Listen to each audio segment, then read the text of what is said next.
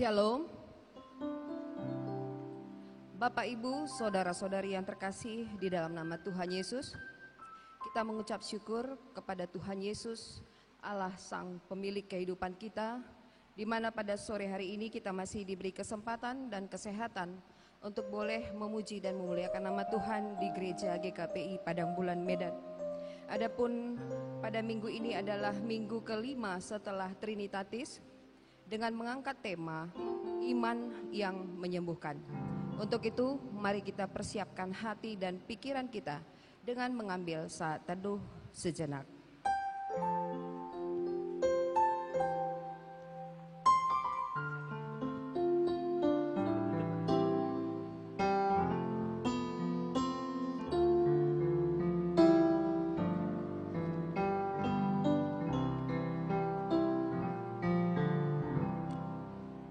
Kita angkat pujian penyembahan dari Kidung Jemaat nomor 21 ayat 1 sampai 2, hari Minggu, hari yang mulia.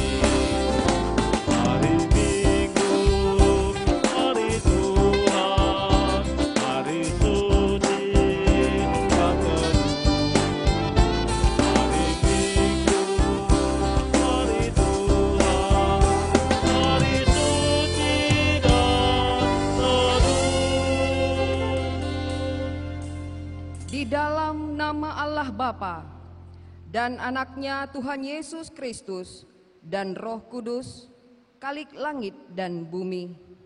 Amin. Dengan Allah akan kita lakukan perbuatan-perbuatan gagah perkasa. Bangunlah hai jiwaku, bangunlah hai gambus dan kecapi. Aku mau membangunkan fajar. Aku mau bersyukur kepadamu di antara bangsa-bangsa ya Tuhan. Aku mau bermazmur bagimu di antara suku-suku bangsa. Haleluya. Haleluya. Haleluya. Haleluya.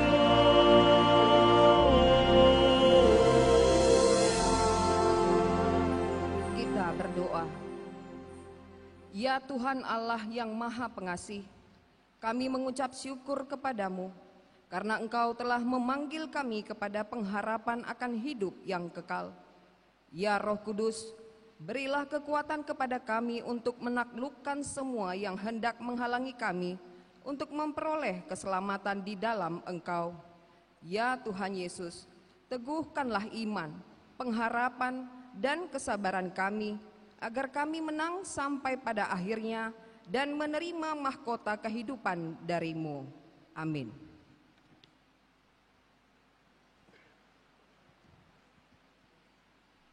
Untuk menyambut pembacaan firman Tuhan, kita angkat pujian dari Kidung Jemaat nomor 439 ayat 2 sampai 3. Bila topan keras melanda hidupmu.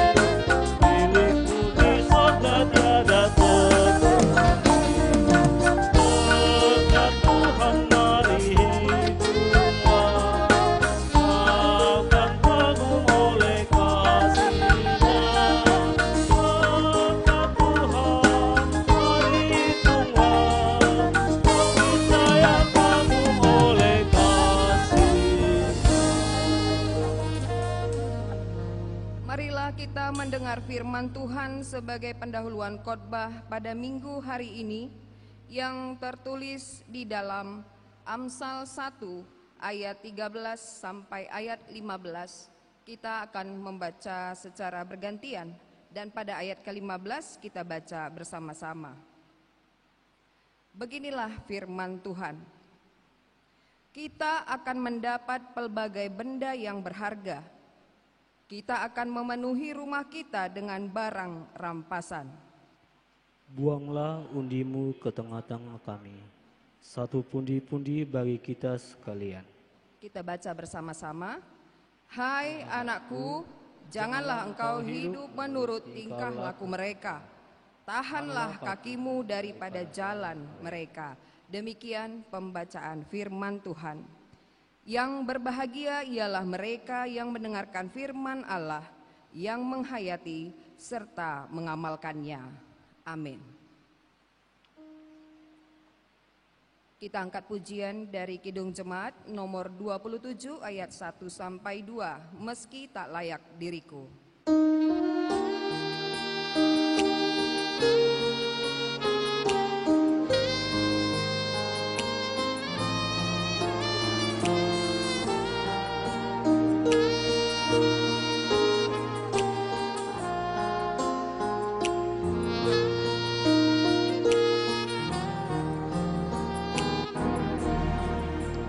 Meski tak layak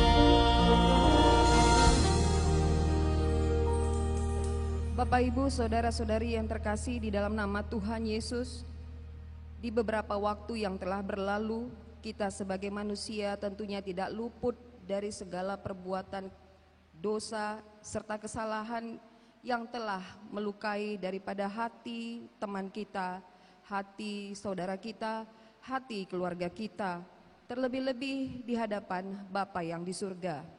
Untuk itu marilah kita datang untuk mengakui segala perbuatan dosa yang telah terjadi dengan mengakui terlebih dahulu di dalam hati kita masing-masing.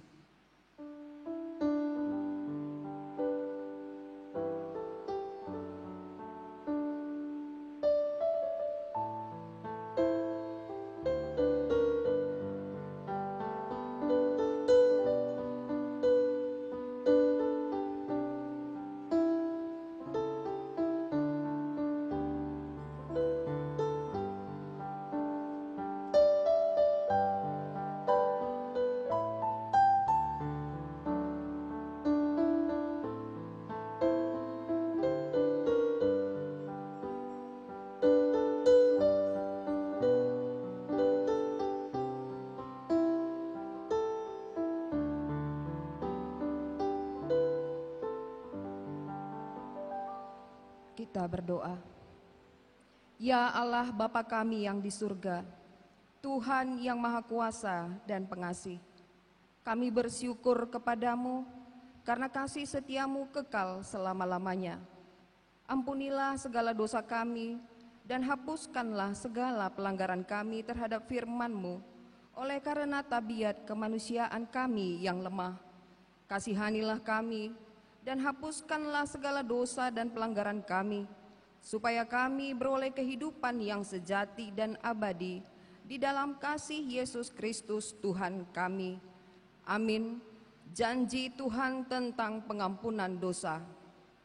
Demi aku yang hidup, demikianlah firman Tuhan Allah, aku tidak berkenan kepada kematian orang fasik, melainkan aku berkenan kepada pertobatan orang fasik itu dari kelakuannya supaya ia hidup. Bertobatlah, bertobatlah dari hidupmu yang jahat itu. Segala kemuliaan bagi Allah di tempat yang maha tinggi. Amin.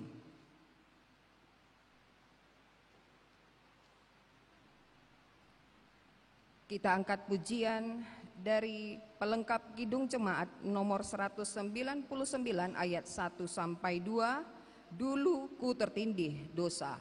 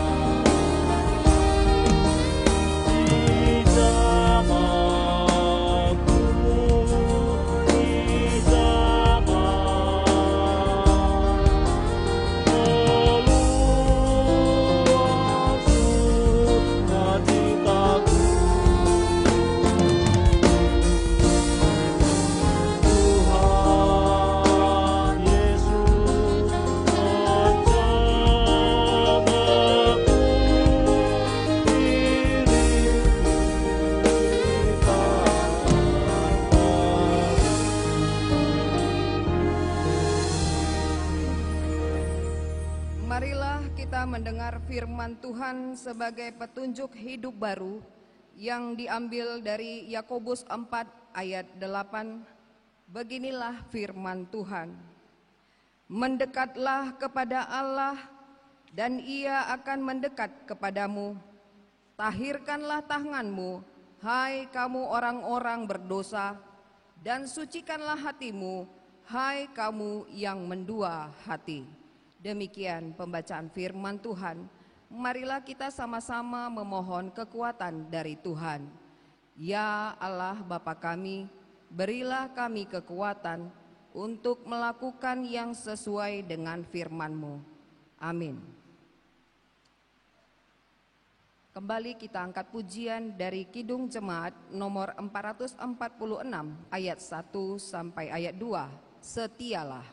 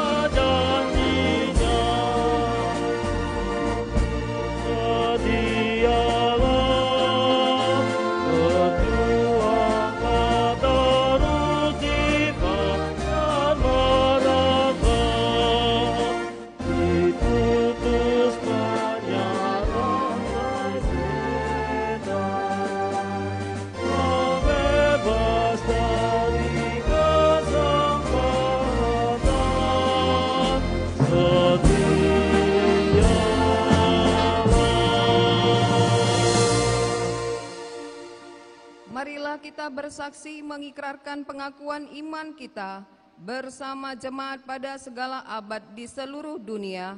Kita ucapkan bersama-sama. Aku percaya kepada Allah Bapa yang Maha Kuasa, Khalik langit dan bumi. Aku percaya kepada Yesus Kristus, Anaknya yang tunggal Tuhan kita, yang dikandung daripada Roh Kudus, lahir dari anak darah Maria, yang menderita di bawah pemerintahan Pontius Pilatus, disalibkan, mati dan dikuburkan, turun ke dalam kerajaan maut, pada hari ketiga bangkit pula dari antara orang mati, naik ke surga, duduk di sebelah kanan Allah Bapa yang Maha Kuasa, dan akan datang dari sana untuk menghakimi orang yang hidup dan yang mati. Aku percaya kepada Roh Kudus, gereja yang kudus dan persekutuan orang kudus, pengampunan dosa, kebangkitan daging, dan hidup yang kekal. Amin.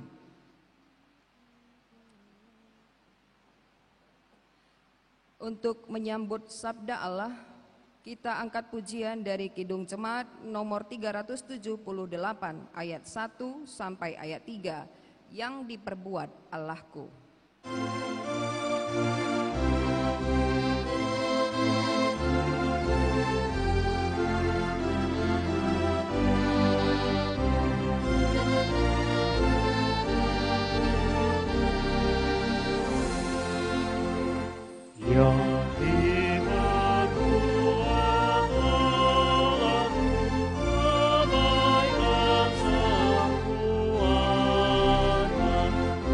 Sa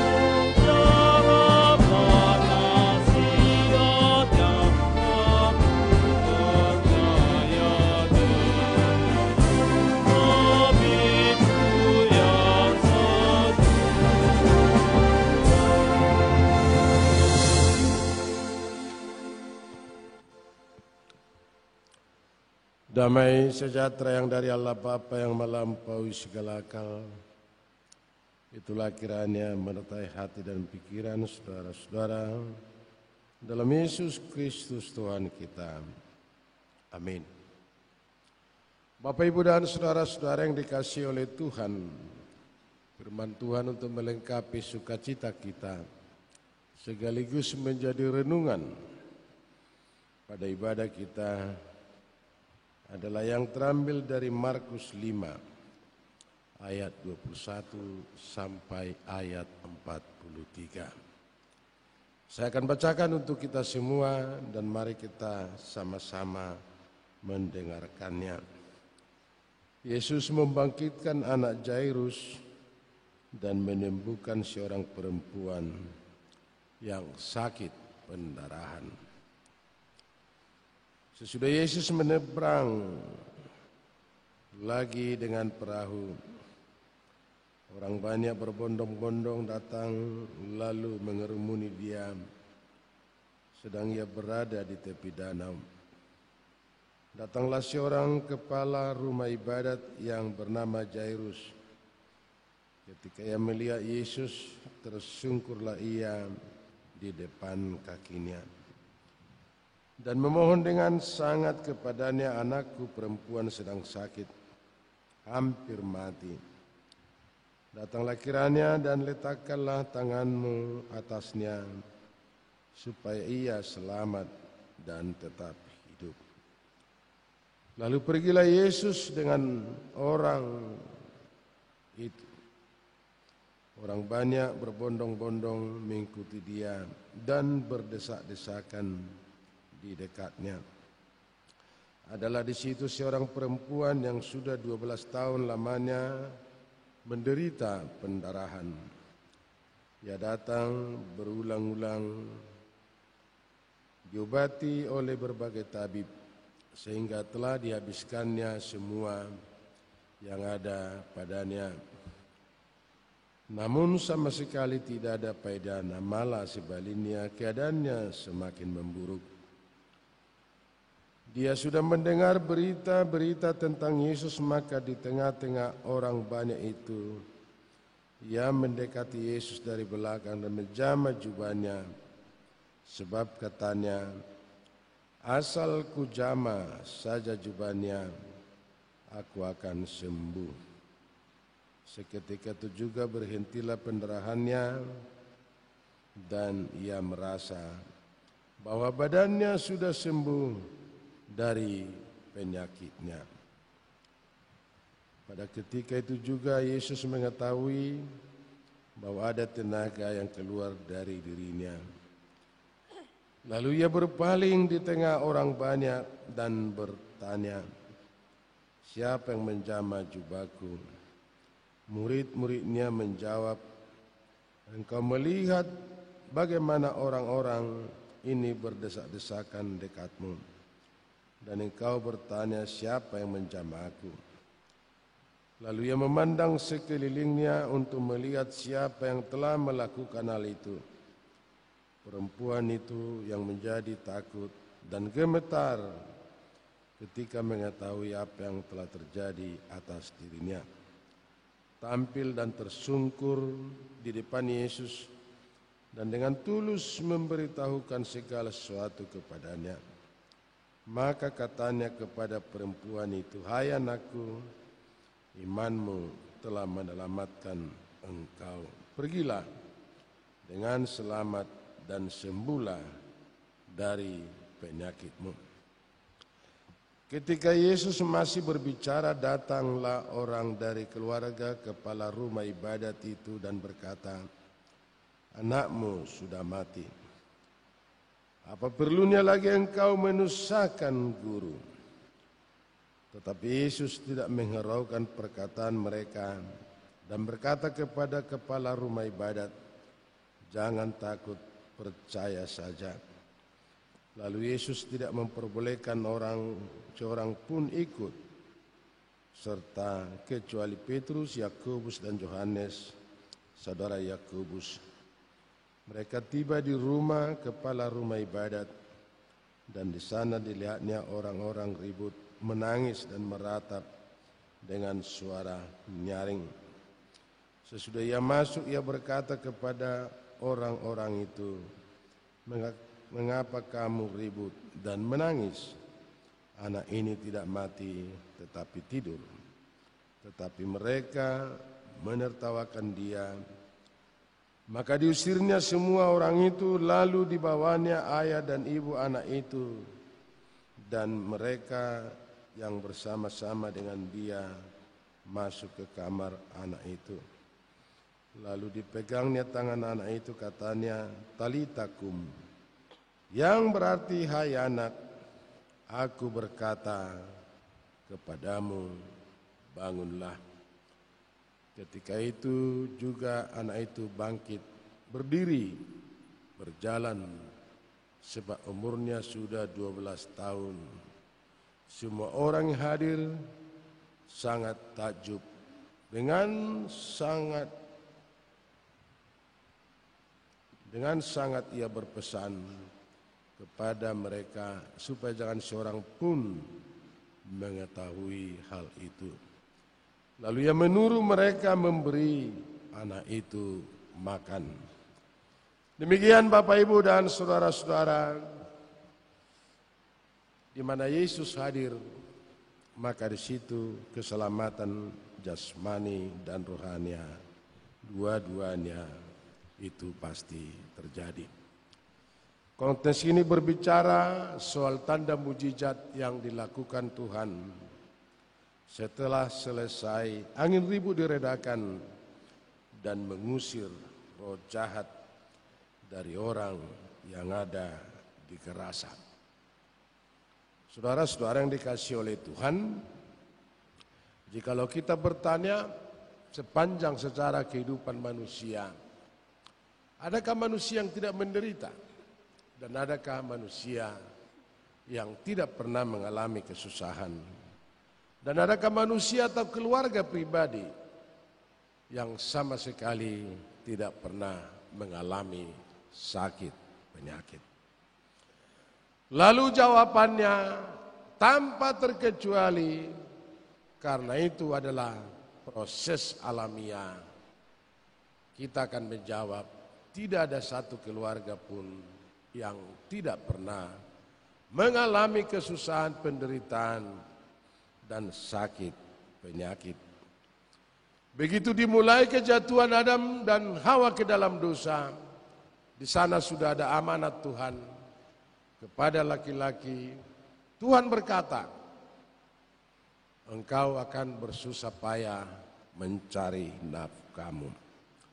Dan kepada perempuan engkau akan bersusah payah melahirkan anakmu."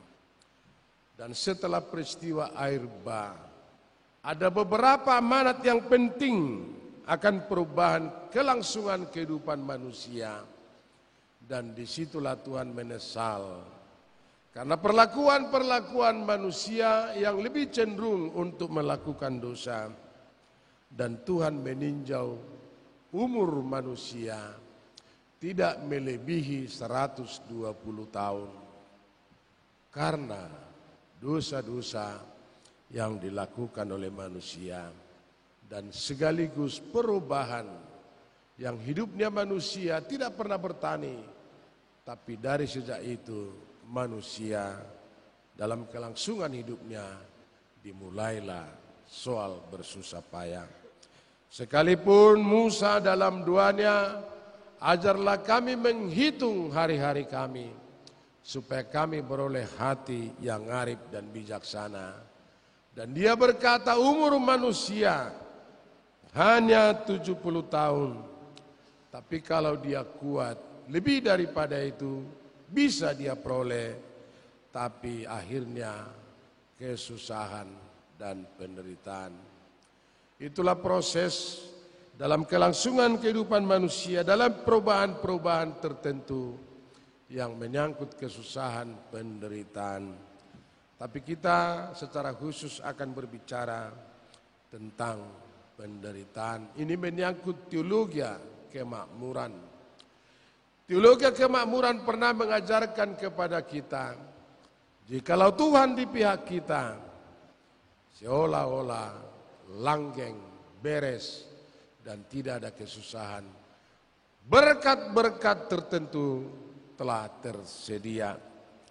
Tapi dengan peristiwa COVID, Bapak Ibu dan saudara-saudara, bahwa teologi kemakmuran yang dibangun oleh kepercayaan-kepercayaan tertentu akhirnya sirna dan pudar karena tidak memandang bulu. Orang saleh, orang taat, orang benar, dan yang merawat kesehatannya pun tanpa terkecuali agama-agama yang ada di dunia ini mengalami kesusahan, kematian, penderitaan akibat daripada COVID. Lalu teologi kemakmuran berubah. Mana tahu Bapak Ibu dan saudara-saudara pernah menonton film tentang Disney. Lalu diambillah sekarang tema teologi Disney. Dikemas sedemikian rupa. Tidak lagi teologi kemakmuran, tapi ajaran di sana juga boleh-boleh saja orang bisa percaya tentang itu. Tapi yang jelas fakta menjawab. Karena ajaran itu juga bertentangan dengan pola Alkitab atau teologi yang kita percayai. Kenapa saya mengatakan seperti itu? Tentang teologi Disney. Apapun yang terjadi, jikalau kita mengalami kesusahan, mengalami penderitaan, tapi akhirnya jikalau kita setia, Tuhan juga memberkati kita. Tapi yang jelas Bapak Ibu dan saudara-saudara, kita sekarang berbicara tentang soal kesusahan, penderitaan, penyakit yang keterkaitan dengan itu dalam pola Alkitab. Lalu kita akan diperkenalkan dengan sosok yang paling saleh, paling setia, paling jujur, dan paling taat adalah Ayub sendiri. Ringkasan Alkitab, summary Alkitab, sosok daripada Ayub luar biasa. Tidak ada kesalahan yang dilakukannya. Bahkan setiap pagi, setiap hari dia melakukan persembahan. Dan dia berpikir, mana tahu anak saya melakukan dosa. Lalu dia selalu menyembah Tuhan. Karena pikiran tadi. Dan dia adalah orang sukses pada zamannya. Konglomerat pada zamannya. Dalam bahasa Batak, hamoraon hagabeon hasangapon, Ayub memilikinya. Tapi satu ketika Bapak Ibu dan saudara-saudara, Allah bertemu dengan iblis. Lalu terjadi dialog dan jawabannya kita tahu penderitaan yang dialami oleh Ayub adalah persetujuan daripada Allah sendiri. Lalu Tuhan berkata, mana tahu nanti ada anggapan daripada iblis. Dia setia, dia taat, dia saleh karena dia memiliki segala sesuatunya. Ambil semuanya, tapi jangan ambil nyawanya. Bapak Ibu dan saudara-saudara bisa melihat itu dalam Ayub 1 dan 2. Dalam waktu singkat segala sesuatunya habis. Tidak beberapa lama berselang, apa yang dia miliki, hartanya, anaknya, semuanya habis. Dan itu dilaporkan kepada Ayub. Dan kita tahu Ayub, awal-awalnya dia tidak mengalami penyakit. Tapi seketika itu juga, saudara-saudara yang dikasihi oleh Tuhan, penyakit yang dialami oleh Ayub adalah penyakit yang langka. Bahkan menurut kepercayaan orang Yahudi, itu dilakukan karena dia melakukan satu kesalahan yang luar biasa. Dan kemana dia pergi, dia harus mengatakan itu, saya ini najis karena penyakit kusta, lepra pada waktu itu. Dan dia tidak boleh tinggal di rumah, dia harus diasingkan ke suatu tempat yang tidak ada di situ lingkungan kehidupan yang menyangkut sosial manusia. Tapi yang jelas setiap langkah, setiap dia melangkah dan dia harus berbicara, saya ini adalah najis. Dan sebentar lagi istrinya yang semestinya hadir menjadi penolong bagi dia, tapi menjadi perongrong. Katanya, kutukilah Tuhan Allahmu, karena dia mengalami seperti itu. Saudara-saudara yang dikasihi oleh Tuhan, kita tahu jawaban-jawaban tertentu dari pola Alkitab tanpa terkecuali ada penyakit yang kita alami karena proses kesetiaan. Itu Ayub. Tapi ada penderitaan penyakit yang kita alami karena proses alamiah.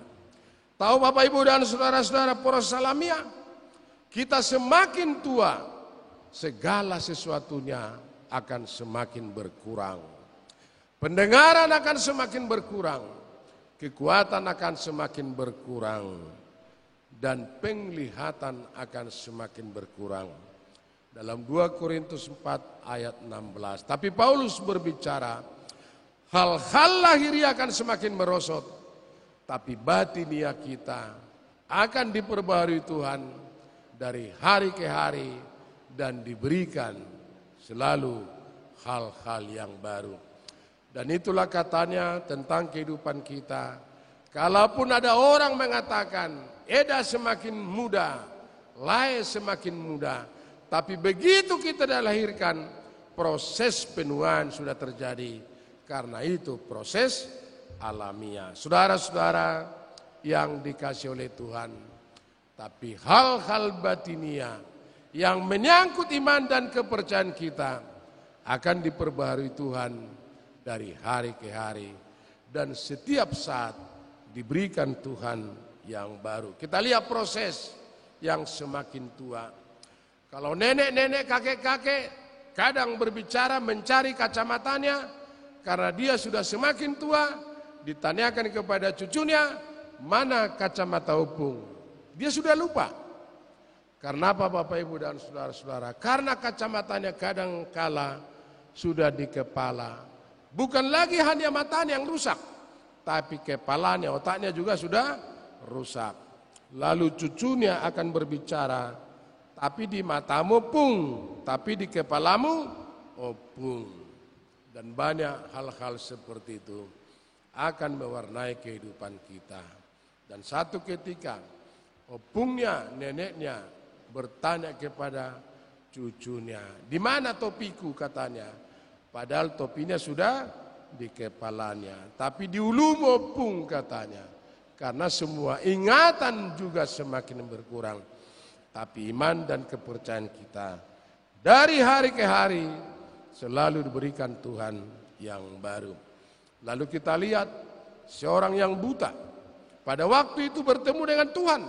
Ada rakyat orang Yahudi bertanya, karena konsep perjanjian lama, jikalau ada orang mengalami kesusahan penderitaan, berarti dia melakukan dosa.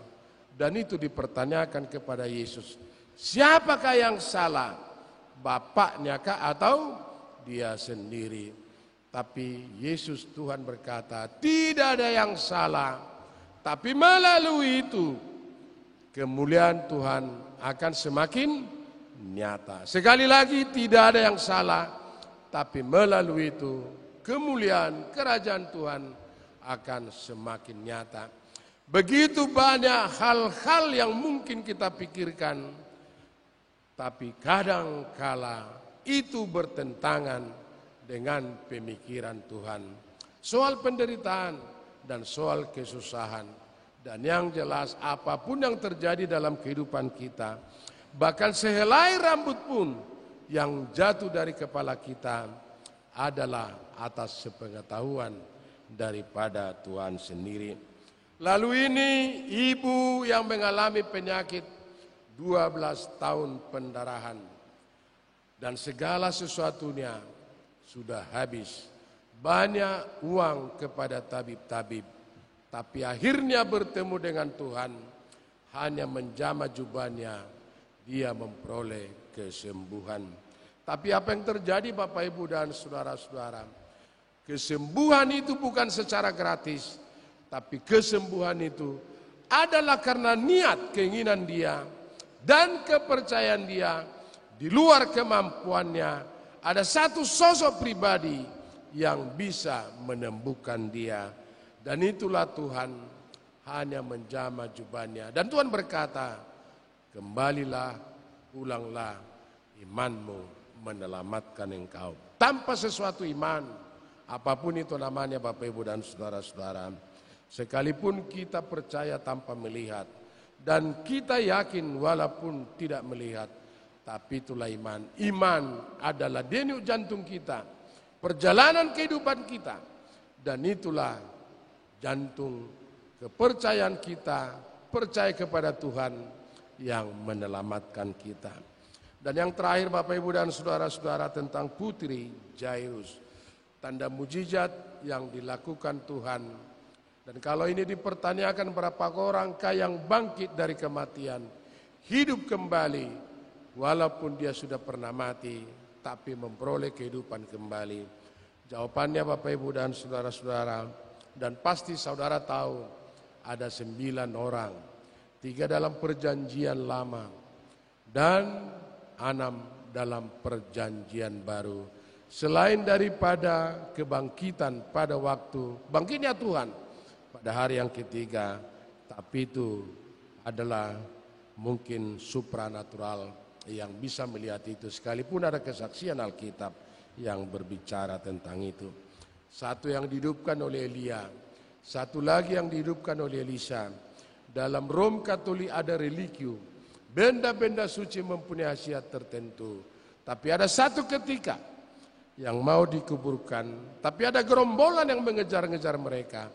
Akhirnya mayat itu langsung dilemparkan, tapi bersentuhan dengan tulang belulang daripada Elisa, dan seketika itu juga hidup kembali. Itulah religium, dan itulah orang hidup kembali dalam perjanjian lama. Dalam perjanjian baru Bapak Ibu dan saudara-saudara, satu yang dihidupkan oleh Petrus, dan satu yang dihidupkan oleh Paulus, dan 3 yang dihidupkan oleh Yesus. 1 putri Jairus, 1 anak janda di kota Nain, dan yang terakhir adalah Lazarus. Dan yang terakhir pula, dia sendiri bangkit dari kematian. Dan semuanya yang bangkit dari kematian selain daripada Tuhan, mati lagi. Tapi hanya Yesus yang sudah bangkit, hidup kembali dari kematian, tidak mati lagi, tapi naik ke sorga. Dan itulah dalam Alkitab anak sulung yang bangkit dari kematian, karena tidak mengalami kematian lagi. Dan itu penjelasan-penjelasan tentang itu yang mau saya katakan Bapak Ibu dan saudara-saudara, supaya kita jangan takjub akan tanda-tanda mujizat. Silakan kita baca itu Mazmur 139 ayat 14. Kita sendiri pun adalah tanda mujizat yang luar biasa dan yang ajaib yang dilakukan kepada kita. Dan kata Tuhan Bapak Ibu dan saudara-saudara, putri Jairus yang dihidupkan kembali sama seperti seorang ibu yang mengalami penyakit pendarahan, semuanya itu bermuara kepada iman. Ada cerita seperti ini Bapak Ibu dan saudara-saudara tentang iman. Tadi saya sudah berbicara, iman adalah dasar kepercayaan yang tidak pernah kita lihat dan tidak pernah kita ketahui. Tapi iman itu merupakan denyutan jantung kita, urat nadi kehidupan kita. Kita percaya kepada sosok yang mempunyai kekuatan yang luar biasa atas kehidupan kita. Saya pernah membaca satu cerita tentang tambang batu bara yang runtuh, rontok, longsor di Inggris. Dan banyak yang meninggal. Tapi tinggal 2 orang yang tersisa pada waktu itu, yang mau mencari jalan keluar, tapi sudah gelap gulita karena longsor tadi. Lalu yang satu berkata, marilah kita pergi. Tapi satu lagi berkata, jangan dulu, marilah kita berdoa. Karena mereka tidak tahu jalan keluar, karena sudah longsor dan sudah gelap. Dan sekaligus di antara 2 orang tadi, ada yang berkata mestinya kita secepatnya keluar. tapi yang satu lagi jangan kita berdoa dulu. Akhirnya mereka berdoa, dan setelah selesai berdoa ada udara yang berembus, dan itu jalan keluar, celah yang diberikan Tuhan sehingga mereka bisa selamat dan mereka keluar dari rongsokan longsor tadi, dan banyak kawan-kawan mereka yang tertimbun. Yang artinya Bapak Ibu dan saudara-saudara yang menyangkut kepercayaan kita, dan mau saya katakan bukan kaki yang berlari sampai kepada tujuan. Sama seperti ibu tadi yang mengalami penyakit, dia tersungkur takjub karena kekuatan Tuhan. Dan bukan tangan yang terbuka meminta pertolongan kepada Tuhan, tapi tangan yang selalu bersimpu meminta pertolongan kekuatan dari Tuhan. Itulah yang mendapat kekuatan dan pertolongan daripada Tuhan. Sama seperti tema daripada khotbah kita, iman yang menyembuhkan, iman yang menyelamat.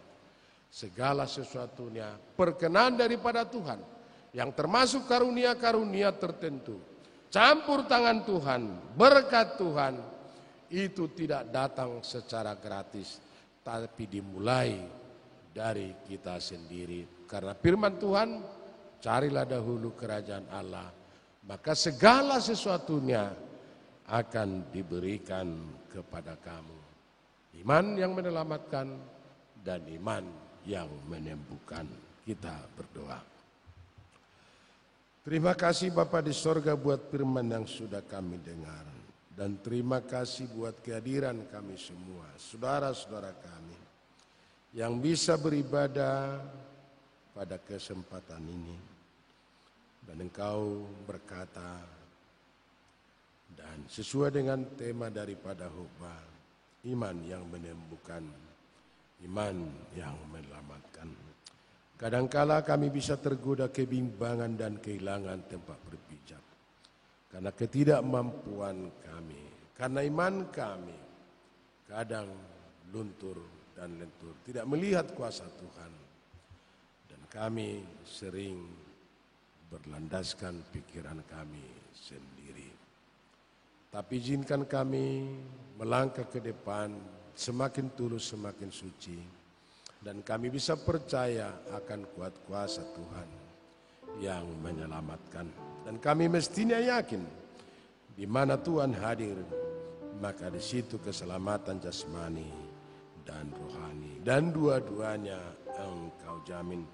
Perkenankan kami Tuhan bisa menikmati kasih karunia Tuhan, dan segala sesuatunya atas keberlangsungan kehidupan kami, mestinya kami tetap beriman, tidak goyah. Dan kalaupun bibir kami bisa merasa pepat, lidah kami keluh, tenggorokan kami kering, tapi kami akan tetap berkata, Tuhan adalah yang menyelamatkan kami, memberikan kesembuhan, kelegaan dan kelepasan, dan sekaligus kesembuhan. Sebentar lagi kami akan berpisah, karena ibadah yang sudah selesai. Izinkan kami berpisah, tapi pertemukan kami kembali lagi Tuhan dalam suasana sukacita. Terima kasih, kami berdoa dan mengucap syukur dalam Yesus Kristus Tuhan, Juru Selamat kami yang hidup. Amin. Kita kembali lagi memuji Tuhan, dan kita bernyanyi dari Kidung Jemaat nomor 282 ayat 2 tambah 6.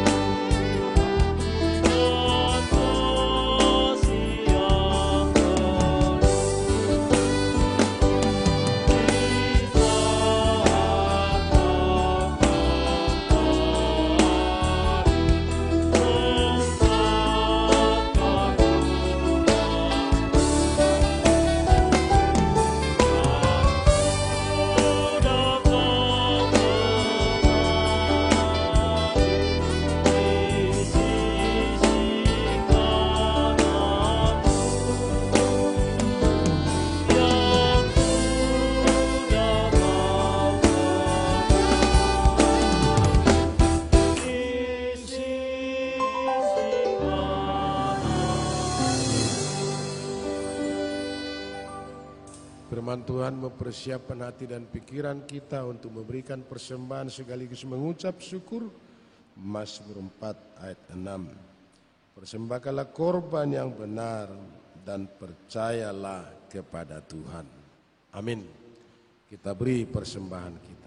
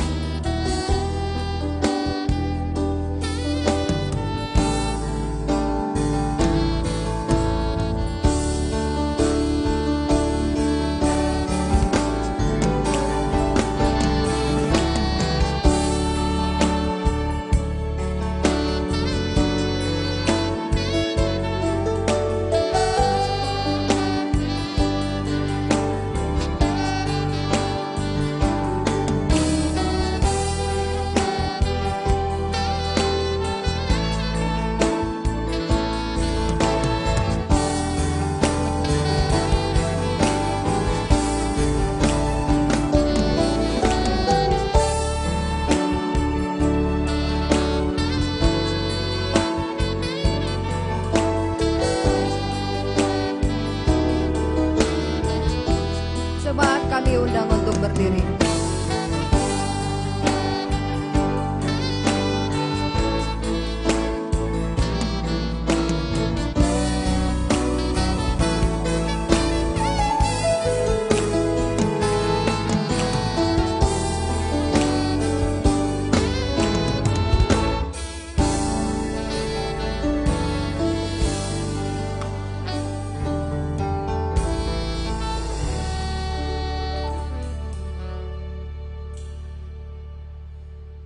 Kita berdoa, ya Allah Bapa kami yang ada di surga, Engkaulah sumber segala berkat dan karunia dalam hidup kami. Di sini kami mempersembahkan kurban syukur kami kepadamu. Terimalah persembahan umat-Mu dan berkatilah menjadi adalah kesaksian persekutuan dan pelayanan jemaat-Mu ini. Jadikanlah hidup kami persembahan yang berkenan kepadamu, dan pakailah hidup kami untuk turut menghadirkan tanda-tanda kerajaan-Mu, kasih, keadilan, damai, sejahtera, dan sukacita. Bukalah hati kami oleh Roh Kudus-Mu, agar kami senantiasa mengucapkan syukur kepadamu. Dalam nama Yesus Kristus Tuhan kami. Amin. Pemberian kami selamanya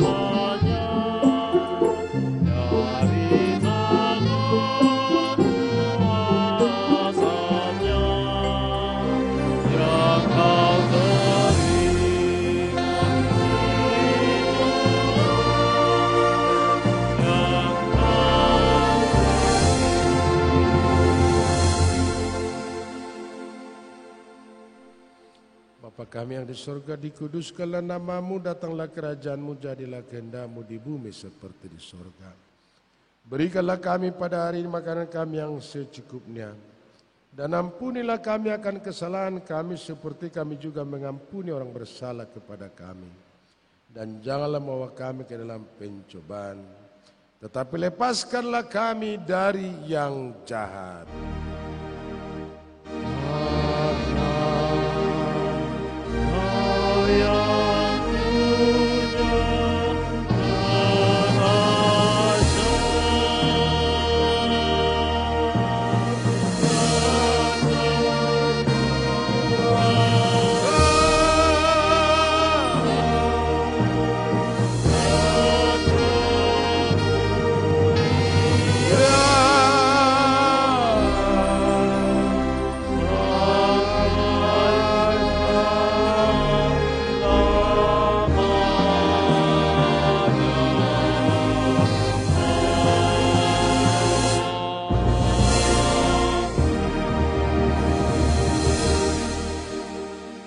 Terimalah berkat dari Tuhan dan pulanglah dengan damai. Tuhan memberkati dan melindungi saudara. Tuhan menyinari saudara dengan wajahnya dan memberi saudara kasih karunia. Tuhan menghadapkan wajahnya kepadamu dan memberi engkau damai sejahtera.